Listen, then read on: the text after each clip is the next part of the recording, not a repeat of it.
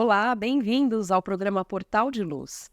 Nós temos visto ao longo dos últimos programas entrevistas inéditas realizadas pela nossa equipe durante a 13ª edição do Medinesp, o encontro entre médicos e profissionais da saúde espíritas, e que aconteceu em junho na cidade de Vitória do Espírito Santo. Nós vamos encerrar no programa de hoje esse ciclo de entrevistas, conferindo aqui a conversa que nós tivemos com o presidente da AME Espírito Santo, o organizador do evento, o Dr. José Roberto Pereira Santos. E se você gosta de assistir conteúdos como esses, se inscreva agora no nosso canal, curta o nosso vídeo, deixe aqui embaixo seus comentários e sugestões de temas que gostaria de ouvir e compartilhe o link com seus amigos para ajudar a divulgar a mensagem espírita para cada vez mais pessoas. E nós vamos começar convidando todos vocês para ouvirmos juntos Chico Xavier. Tantos quantos se aproximem de Francisco Cândido Xavier e conheçam a vida deste apóstolo missionário, com absoluta certeza, sentem saudade ou desejo de ter participado daquelas tardes onde, à sombra de um abacateiro, Chico, acompanhado de seu guia e mentor espiritual Emmanuel, comentava trechos do Evangelho. O que temos nesta sequência é justamente um destes trechos de Evangelho comentados ao vivo, no dia 26 de novembro de 1977, onde o tema da tarde era o capítulo 5, item 10, Bem-aventurados os aflitos. O Evangelho da tarde começava com a seguinte frase: Os espíritos não podem aspirar à completa felicidade, enquanto não se tenham tornado puros. Qualquer mácula lhes interdita a entrada nos mundos ditosos. A continuação do texto e a explicação você ouve diretamente com o nosso querido irmão Francisco Cândido Xavier. São como os passageiros de um navio onde há pestosos, aos quais se veda o acesso à cidade a que aportem até que se hajam expurgado. Mediante as diversas existências corpóreas, é que os espíritos se vão expungindo, pouco a pouco, de suas imperfeições. As provações da vida os fazem adiantar-se, quando bem suportadas, como expiações, pois apagam as faltas e se purificam. São o remédio que limpa as chagas e cura o doente. Quanto mais grave é o mal, tanto mais enérgico deve ser o remédio. Aquele, pois, que muito sofre, deve reconhecer que muito tinha a expiar e deve regozijar-se à ideia da sua próxima cura. Dele depende, pela resignação, tornar proveitoso o seu sofrimento e não lhe estragar o fruto com as suas impaciências, visto que, do contrário, terá de recomeçar. Nosso amigo espiritual Emmanuel nos recomenda que se faça um pequeno aditamento com respeito a esse expurgo de que nós todos muitas vezes nos aproximamos ou temos necessidade depois da desencarnação para buscar um novo renascimento na Terra. Então muitas vezes nós nos espantamos com o sofrimento, especialmente das crianças, que nascem em condições excepcionais, a dor de perdermos entes queridos ainda na infância, esmagados por moléstias que nós não chegamos a compreender da origem. Então nós, se nos voltarmos para o estudo da reencarnação, nós vamos sentir nesses problemas a solução de problemas outros que nós desconhecemos. Muitas vezes, quando nós aniquilamos conscientemente o nosso corpo ou esmagamos a vida dos nossos semelhantes, nós estamos como que injuriando a providência divina que nos organizou o corpo como sendo um templo soberanamente divino, para que a nossa alma habite e possa aí encontrar os seus instrumentos de aperfeiçoamento, de evolução, de elevação e sublimação. Nossos pais, por muito cultos que sejam, eles ignoram por que é que nascemos, ou de que forma nascemos, ou de que modo nos constituímos, peça por peça, do ponto de vista da vida física. Eles nos recebem com um imenso amor que às vezes é inexplicável para eles mesmos, mas não sabem explicar.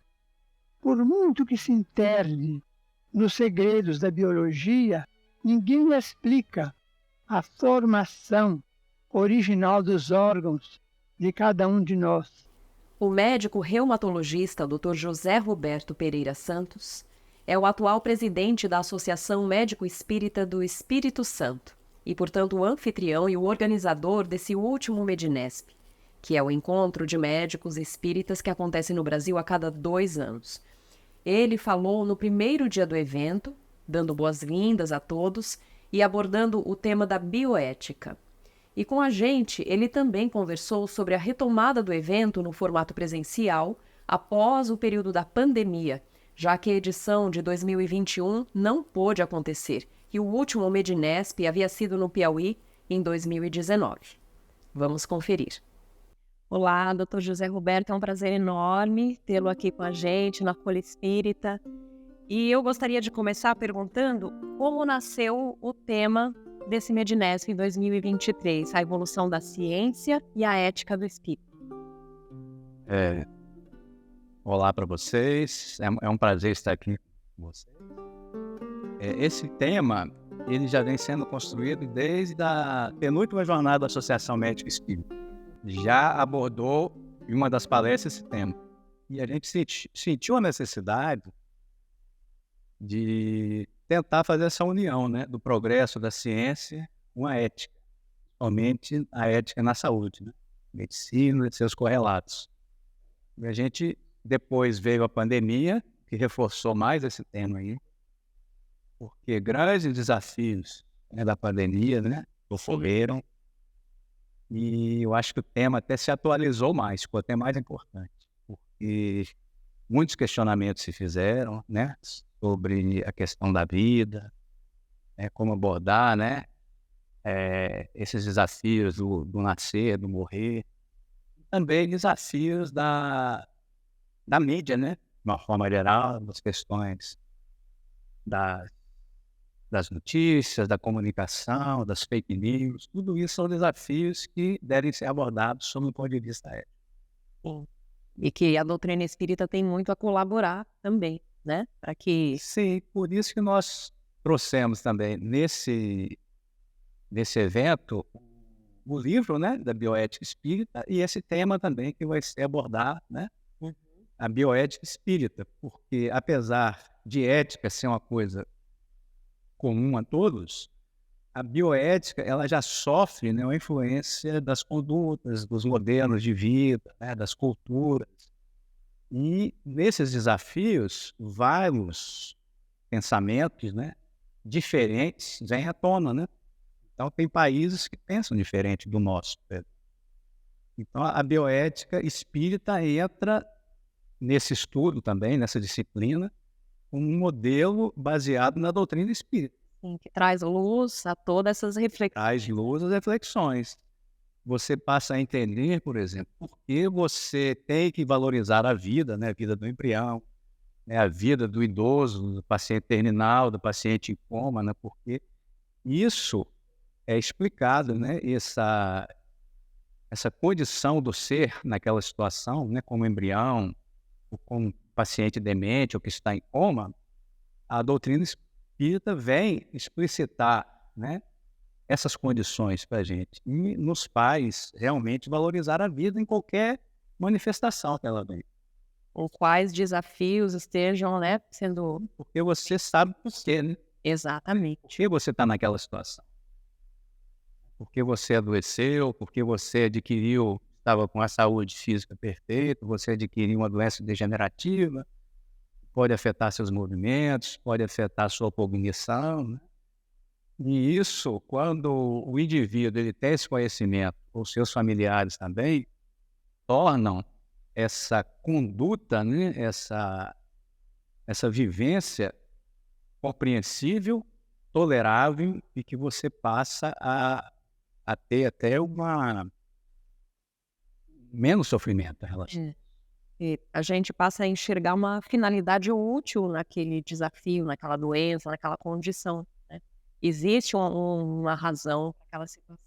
Sim, a lei de reencarnação, né, ação e reação, a gente sabe que nós somos, né, espíritos em evolução, né? Precisamos reencarnar várias vezes para atingir a perfeição, para nos melhorarmos como seres humanos. E nessas caminhadas a gente vai crescendo, né? E uma das formas também de aprendizado é você enfrentar esses desafios que são causados pelo próprio espírito, né? Porque uma doença ela não vem por acaso, né? Ela vem por nossa historiografia espiritual, né? Por coisas que fizemos no passado, muitas vezes. Essas ações, elas vão se manifestar em uma outra encarnação através de dores, né, de sofrimento. Mas a dor, ela vai acometer a todos. Agora, como diz o Carlos Drummond de Andrade, né, a dor é real, mas o sofrimento você pode trabalhar, né, Sim, melhorar. exatamente. É a forma como cada ser humano vai aceitar, né, compreender ou se rebelar, né? Então é muito mais fácil o espírita, né, o verdadeiro espírita, né, ele está diante desses desafios e saber enfrentá-los com muito mais dignidade. Outra pessoa que não tem, né, essas informações, essa religiosidade. Exatamente. E o senhor falou sobre a pandemia, nós tivemos um adiamento, né, do Medinesp em função da pandemia. E como foi retomar agora todo o movimento para se concretizar o Medinesp? Foi um desafio para a gente, porque o Medinesp era para ser realizado em 2021. Nós tivemos que adiar porque estava no auge da pandemia. Exato. Reunir pessoas. E foram 4 anos de desafio, né? E nesse momento, aí, nesse intervalo, muita coisa surgiu online, né? Muitas palestras, muitos seminários, cursos online, onde a pessoa ficava na sua casa, né? Sim. Livre, né? Então, assim, nessa parte em relação ao evento, foi um pouco preocupante para a gente, de tentar reunir o maior número de pessoas, né? E cativar esse público, né, que de repente está presente. e Nós tivemos essa dificuldade, um desafio mesmo, mas acreditando na espiritualidade, no nosso trabalho também, a gente não esmoreceu. E graças ao Senhor, né, estamos aqui com um público bom, né? Pessoas de todo o Brasil estão presentes, né? Médicos, profissionais de saúde, pessoas também não ligadas à área da saúde que querem ter acesso a esse aprendizado, né? Exatamente. Quais são as expectativas para esse Medinesp, né? O que ele traz aí de... O Medinesp, ele é um evento assim que eu considero imperdível, né? Sempre ele traz conhecimentos novos. E além dos conhecimentos, né, o congraçamento, né, que existe, né, entre os vários membros, né? E nós consideramos irmãos, né? Irmãos que se reencontram, né, nessa família. Uhum. Iniciada pela doutora Marlene, né? É uma família, né, de irmãos. Tivemos, com certeza, né, E já experiências passadas. E esse reencontro é muito importante, em termos afetivos e também em termos de manutenção, né, de uma vontade de persistir, né. Eu acredito assim, que o Média-Nesp seja um ponto de segurança para fortalecer o movimento. Porque quando um membro, né, um presidente de AME, alguém da diretoria de AME de outro estado do país vem ao evento, ele acaba se reforçando, vendo os trabalhos das outras AMEs, né, presencialmente, e isso dá uma força para que a AME não acabe, que surjam novas AMEs, que se criem Muito importante. novos trabalhos, né, dentro das AMEs. Porque o objetivo nosso realmente é não ficar só na questão científica, né, buscar trabalhar também, né, em favor das pessoas que mais sofrem, de fazer trabalho, usando o conhecimento espírita, trabalhos de caridade, solidariedade. Então, eu acho que é um evento assim, que tem que ser presencial e tem que continuar.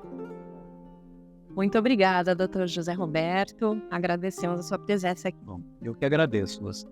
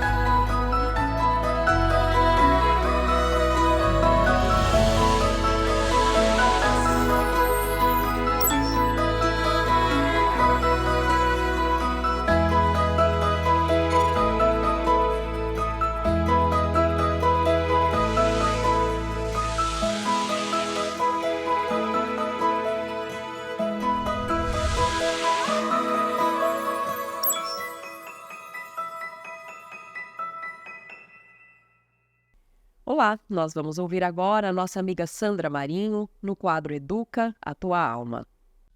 Olá, queridos amigos e amigas. Nós, assim, todos nós já sabemos da lição, né, do segundo maior mandamento que Jesus nos ensinou, né? Amar ao próximo como a ti mesmo. Já comentamos sobre esse tema aqui no programa algumas vezes, né? E de diversos pontos de vista. No Evangelho segundo o Espiritismo, lemos que o mais maldoso, né, dos indivíduos, o pior que a gente pode supor, ele sempre tem um amor, ou por alguém, ou por um animalzinho, ou por um objeto, né?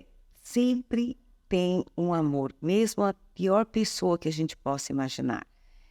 Mais ou menos nessas palavras, mas esse é o entendimento.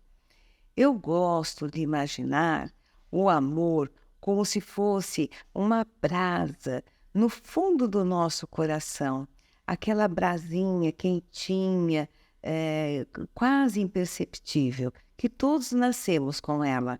E ao longo da vida, nós vamos expandindo essa brasinha em luz, em força, capaz de alcançar os outros, as pessoas à nossa volta, tudo que nos rodeia.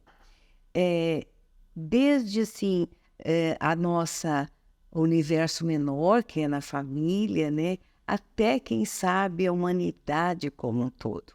Essa brasinha é capaz de se expandir ao infinito. Por quê? Porque o amor que Deus colocou dentro de cada um de nós, né? Nós possuímos essa capacidade. O amor de Jesus, por exemplo, ele se esparge por todos os cantos do planeta, alcançando todos os seres vivos e demais seres da criação. E nós, né, meros imortais, porque somos imortais, né, nós desenvolvemos a nossa capacidade de amar conforme o nosso grau de adiantamento espiritual ou adiantamento moral, né, que são sinônimos, né, podemos dizer assim. Quanto mais nós compreendemos e praticamos os ensinamentos de Jesus, né, que estão no Evangelho, mais nós conseguiremos fazer com que essa brasinha de amor cresça, se expanda, se faça luz, ultrapassando a nossa pessoa, ultrapassando o nosso eu. No entanto, prestamos muito pouca atenção à máxima, amar o próximo como a ti mesmo. A gente presta pouca atenção nessa parte, porque ela estabelece um parâmetro que normalmente nos passa despercebido. Vejam que ela é a referência, né, que diz que amar o outro como nós mesmos, certo? É uma referência, né? É um ponto de partida, é um parâmetro. Mas vocês já se perguntaram se realmente vocês se amam?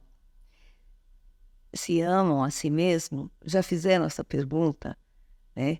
Outro dia eu fiz, aliás, preparando este programa, eu estive pensando nisso. Até que ponto nós nutrimos amor por nós mesmos, né? Da forma como somos, temos paciência para conosco, respeito, tolerância. Até que ponto nós exigimos de nós a melhor atitude e nos perdoamos quando falhamos? Quantas vezes nos damos a oportunidade para nós, quantas vezes nós damos a nós mesmos uma nova oportunidade, como que nós cuidamos da nossa saúde e por aí vai. Enfim, nós realmente nos amamos? E se não nos amamos, como poderemos amar o próximo na medida ensinada por Jesus? Ou seja, como a nós mesmos. Por outro lado, nós não devemos ficar esperando o outro, né, para que ele demonstre o seu amor por nós, né? Quando agimos assim é porque, na verdade, nós não nos amamos o suficiente, de modo que tenhamos segurança em fazer o bem ao próximo sem esperar nada, nenhum tipo de reconhecimento. Já pararam para pensar? Porque é uma forma de nos amarmos, fazer o bem pelo bem sem esperar retorno, porque o nosso amor por nós mesmos já é o suficiente. Nós não precisamos do reconhecimento, da bajulação, do entendimento do outro. Já pensaram nisso? Eu não sei se eu estou alcançando, né, o que eu pretendo passar para vocês. Eis aí uma questão que não passa despercebida por aqueles que se dedicam a pensar e decifrar o ser humano. Todos conhecem aquela obra, né, de Lewis Carroll, de Alice no País das Maravilhas. Lá nós encontramos uma lição do personagem, né, de Alice e o Senhor Coelho Branco. Acho que todos nós já conhecemos as fábulas, né? E tem uma fábula nessa obra que trata exatamente esse ponto. Ela diz o seguinte,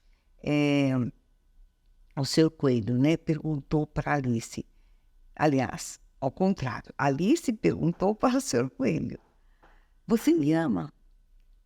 E ele respondeu, não, eu não te amo. Alice, então, franziu a testa, juntou as mãozinhas, como ela sempre fazia, né? Quando ela se sentia muito ferida.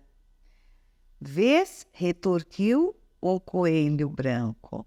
Agora você vai começar a perguntar a você mesma o que me torna tão imperfeita, o que eu fiz de mal, né? Para que não consiga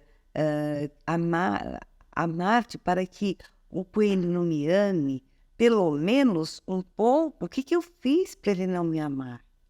E sabes, continuou o coelho, né? É por esta razão que eu não posso te amar. Nem sempre serás amada, Alice. Haverás dias em que os outros estarão cansados e aborrecidos com a vida. Eles terão a cabeça nas nuvens e irão te magoar. Porque as pessoas são assim, Alice. De algum modo, sempre acham por ferir os sentimentos uns dos outros, seja por descuido, incompreensão ou conflitos consigo mesmos. Se tu não te amares, ao menos um pouco, se não crias uma couraça de amor próprio e de felicidade ao seu redor e ao redor do teu coração, os débeis dissabores causados pelos outros tornar-se-ão letais e destruir-te-ão. A primeira vez que eu fiz um pacto comigo mesmo, continuou o coelho. E ele fez o seguinte pacto quando ele conheceu a Alice: evitarei amar-te até aprenderes a amar-te a ti mesmo, a ti mesma. Interessante essa fábula, né? Porque o coelho é um sábio e ele mostra exatamente isso. Que em primeiro plano nós temos que nos amar, nos respeitarmos, como eu falei há pouco, nos aceitarmos como somos. Isso vai dar a segurança, né? A nossa segurança para o enfrentamento da vida. Quando nós nos amamos, nós nos fortalecemos, mesmo porque a gente passa a ter uma segurança que não faz com que a gente exija o amor do outro, né? Então, aquele que se ama, podemos dizer assim, ele não é aquela pessoa carente, né? Aquela pessoa que depende do outro, que o outro expresse o seu amor. Vocês já pensaram nisso? Então, quando Jesus falou amar o próximo como a ti mesmo, é amar nesta medida, né? Ter para com o próximo esse reconhecimento, essa tolerância, este amor e a compreensão de que nem sempre nós vamos acertar, nem sempre o outro vai acertar, não só conosco, mas acertar de uma maneira geral na vida. Então, amar a nós mesmos é fundamental. E é um exercício que a gente pode fazer no dia a dia.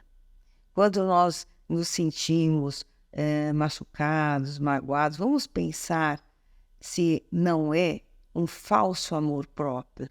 Porque o falso amor próprio é aquele que nos leva ao amor ferido, ao melindre, percebe? Porque quando a gente se gosta, nós nos bastamos. Não que a gente não precise do amor do outro, veja bem, mas nós nos bastamos em termos de exigência, porque a gente tem, repito, uma segurança, certo? Porque todos nós precisamos de amor, mas nós não precisamos mendigar o amor. A troca de amor entre as pessoas é algo natural, é algo que deve acrescer, é algo que deve trazer uma satisfação, uma alegria, né? E não um estado assim, de alerta, de expectativa, né? O amor que nos traz expectativas não é o verdadeiro amor. Pense nisso, tá bom? Então, ficamos por aqui e até o próximo programa. Um abraço a todos, fiquem bem e com Jesus. E agora nós vamos ouvir o nosso amigo Maida com o Momento Doutrinário. Olá, amigas e amigos, como sempre, é excelente estarmos juntos em mais um Momento Doutrinário. Hoje convidamos a todos para refletirmos sobre o tema Intuição Divina, qual consta no Livro dos Espíritos, na questão número 5, onde, frente à pergunta, que conclusão podemos tirar do sentimento intuitivo que todos os homens trazem em si, mesmo da existência de Deus? Allan Kardec, através dos Espíritos da Codificação Espírita, traz-nos a seguinte resposta direta, dizendo: a de que Deus existe. De onde lhes viria esse sentimento se repousasse sobre o nada? E é ainda uma consequência do princípio de que não há efeito sem causa. O espírito Miramês, através da psicografia de João Nunes Maia, no livro Filosofia Espírita, volume 1, capítulo 5, comenta que a telepatia entre os homens é um fato constatado. Constitui-se em experiências de todos os reinos do saber. Já se conhece as suas causas e os seus efeitos, com largos exemplos nos 4 cantos do mundo.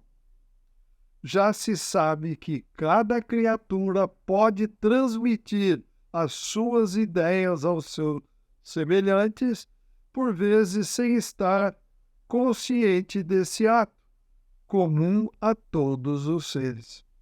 Muitos buscam a perfeição ou melhoramento nas transmissões dos seus pensamentos através de escolas ou exercícios específicos no silêncio das coisas que se operam na vida.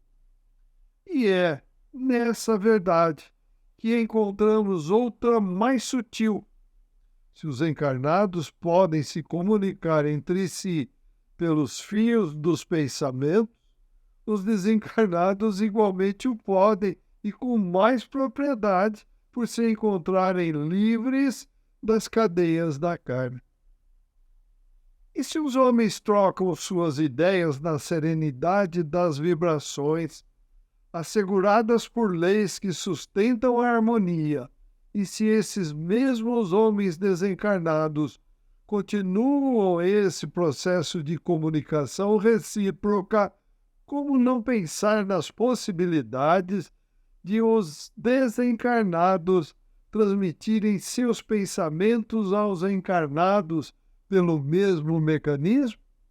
Eis aí a mediunidade, que se estende em todas as direções pelos caminhos da sensibilidade, na regência da lei do amor, onde a fraternidade abriu caminhos por meios da caridade.